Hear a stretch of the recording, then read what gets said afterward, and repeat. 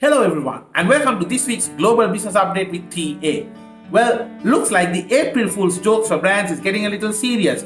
Volkswagen mentioned in some of their news that the American car models and operations will be known as Volkswagen, giving a bigger emphasis on the electric cars. But then in a quick U-turn they said, well, that was just a joke guys, we are kidding. But looks like some of the authorities are not so much in a jovial mood. They've started investigations regarding whether this was a move to manipulate some of the demand and even affect the stock prices. Well, if you are joking with your brand name, I suggest you be careful. Global trade is expected to rebound by more than 8% this year according to the World Trade Organization. Let's just hope that lesser ships get stuck in the Suez Canal and so much of other different shipping routes. Remember, there's a huge backlog of various shipping orders.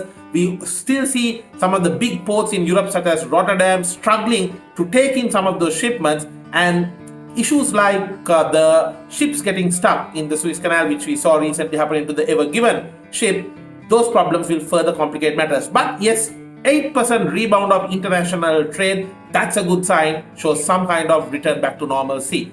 Meanwhile, the news coming from GM and so many other automakers is not that good. As the global chip shortage is spiraling, they are increasingly shutting down plants, including GM that announced the shutdown of 3 of their plants due to lack of chips to integrate into their vehicles.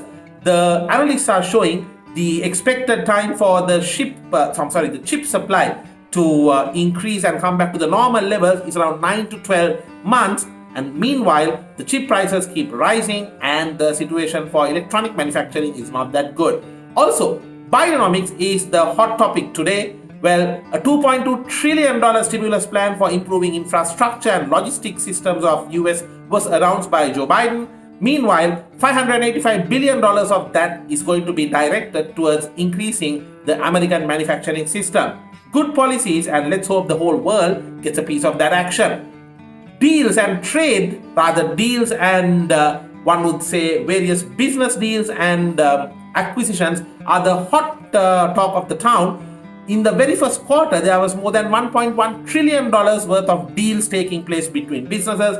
The lower interest rates are definitely driving more deals and acquisitions to take place between various companies, and this is the best figure we see since 1998.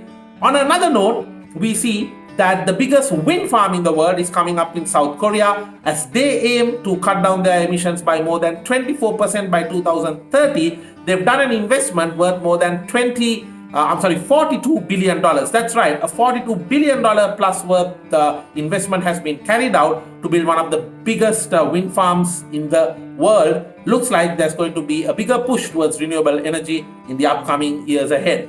That's it for this week, and no matter what business you're in, stay busy and keep booming.